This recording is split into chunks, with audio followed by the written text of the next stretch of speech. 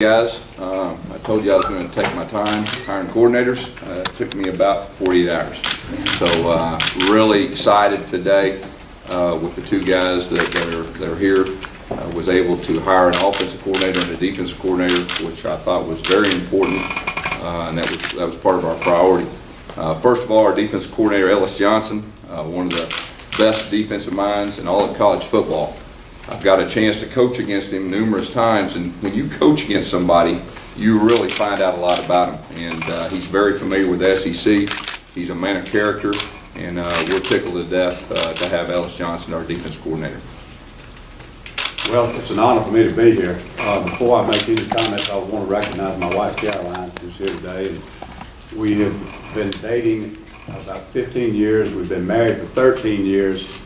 And I've moved her 7 times now, so she's a true fan. She's a good football mom, a good recruiter, and I appreciate all of her support.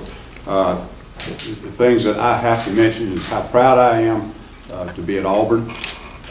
This is a university that I've competed against at East Carolina, Southern Miss, Alabama, Mississippi State, South Carolina. It's a place that I've always admired and respected.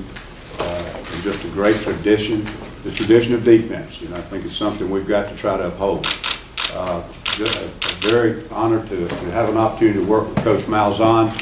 He just said, when you coach against people, you really begin to have a deep respect for them as a coach, and I know what a great person he is also. Our friendship does not go back very far, but we have mutual friends that I've known for many years, and he's one of the finest people in our profession, and he's what coaches should represent in our profession. Also glad to be in the state of Alabama.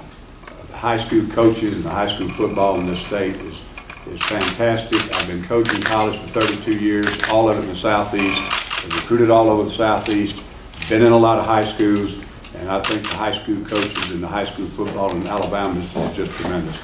And I obviously have to talk about the Southeastern Conference. It's an honor to be back in the Southeastern Conference. College football is probably one of the most entertaining things today in our sports world, and I think the Southeastern Conference is leading the way on showing how to do college football, so it's an honor to be back in. It's the blueprint. So in my feeling, this opportunity for me, I'm very fortunate, very proud to be here, and excited about working with Coach Malzahn. And it's a home run for me to have this opportunity at this time in my career. Ellis, is there any concern about, obviously, the speed of the offense, the playing fast, the kind of pressure that puts on the defense? How do you deal with that as a defense coordinator? I don't feel that way. I really feel like that is one of the biggest trends that have come into college football. And so if you have a difficult time handling it, you're going to have a difficult time stopping people. And the thing that I've always liked about their offensive attack that Gus has had is it has an element of physicality to it. It is a power offense that has speed and execution and the tempo, and it also spreads the field in the throwing game. College football is unique. Professional teams can go have exhibition games, high schools can have scrimmage games. College football, you work against who you are on both sides of the ball. And if your offense is missing an element of the option, missing an element of tempo, missing an element of power, then your defense is going to suffer because of that. It's not about how fast you go, it's how fast you go well. And Coach Malzahn has proven that he knows how to do that. So that is going to help our defense in the long run.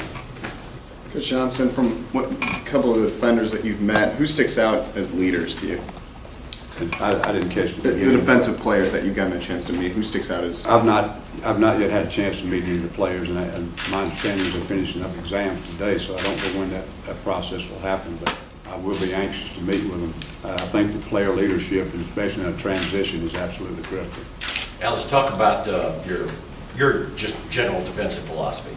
Well, I'm more about players than plays, and what I mean by that, I have a core principle of how to start with your defense, because I think it has to be adaptable to what you have to stop today. We will originate out of a 4-man front with 2 inside linebackers and 5 defensive players. It's a 3-safety defense. And from there, we will build the packages that we add to that based upon personnel. I feel like today in college football, if you base your principles on substituting players and matching up, there'll be teams on your schedule that will not allow you to do that. So I want to start from a base that allows us the most flexibility with the starting 11. From there, I think the coaching staff brings ideas. It's going to be Coach Malzahn's blueprint. We're going to do what he wants done from a principle of on the field and off the field. It's going to be a disciplined football team in execution. It's going to be a disciplined football team off the field. But I think you base it on what your personnel can do and put players in a position to make plays. Ellis, what do you like out of your third safety? What do you want from that position? It's the key to the flexibility and the effectiveness of the defense. He's got to be able to do so many things and do them well. He's got to be able to blitz off the edge. He's got to be able to cover a third wide receiver, most of the time with some help over the top.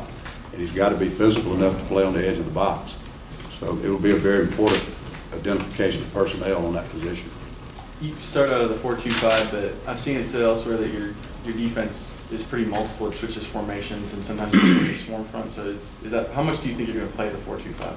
It will be our foundation, but Coach Malzahn wants an attacking, multiple defense, and that's what we're going to be. You can only be as multiple as your talent level allows you to be. And again, as we evaluate the personnel of this football team, we'll find ways to create packages that complement that 4-2-5. We've always been able to create an odd front, 3-4 type of philosophy out of it. It can be done with a hybrid defensive end or maybe another player in the defensive line. So we've got to find a way to do that. We want to be able to give him the multiplicity that he wants in that package. And I'm sure we've got the personnel here we can do it.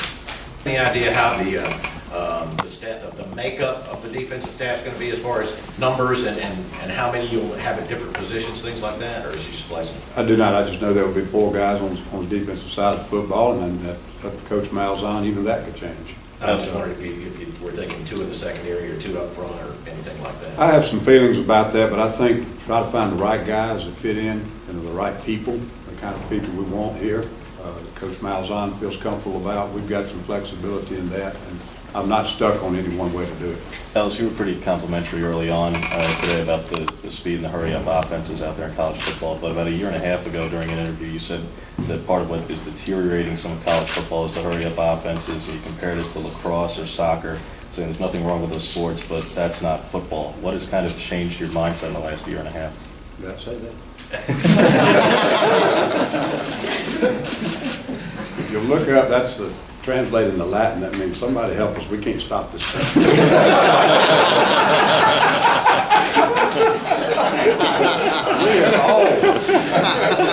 have all the defensive coordinators complained over the last 5 to 15 years, and Gus wasn't the first one, but he kind of put it in warp speed.